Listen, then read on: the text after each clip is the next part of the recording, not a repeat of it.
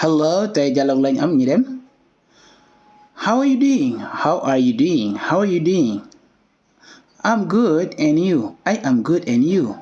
I am good, and you? How are you doing? I'm good, and you? How is the family? How is the family? How is the family? How is the family? They are fine. They are fine. How is the family? They are fine.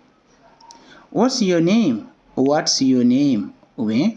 What is your name? My name is Abdu, and you? My name is Abdu, and you? My name is Ali.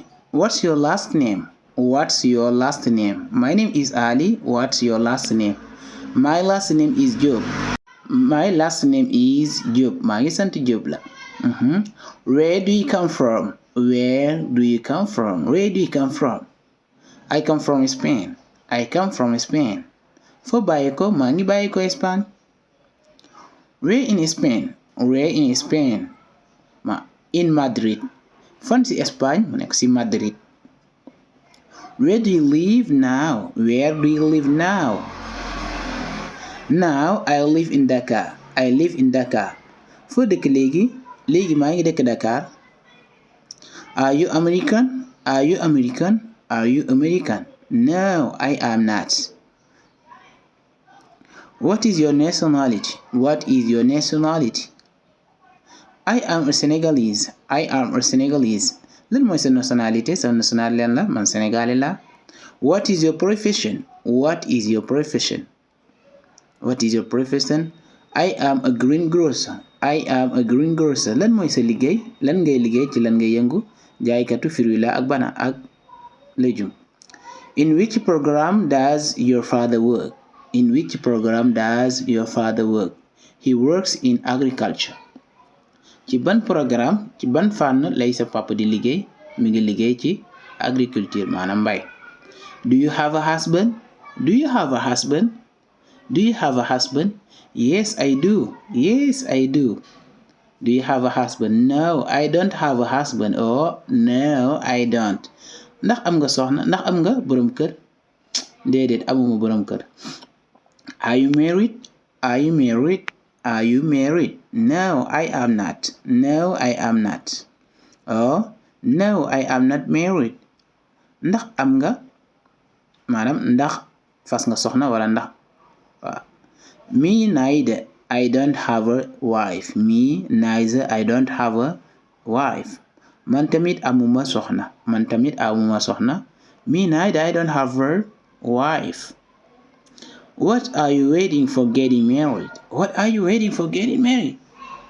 Maanaam lu mu ko bëgg wax mooy mu ne ko I am waiting for nothing. I'm waiting for nothing. Lan ngay xaar si fas soxna? Xaaruma dara. Do you know that you are getting old? Do you know that you are getting old? No, I am not older than you. No, I'm not older than you. Ndax xam nga ne yaa ngi jëm mag? Ndax xam nga ne yaa ngi màgget? Déedéet, gënuma laa màgget. How old are you now? How old are you now?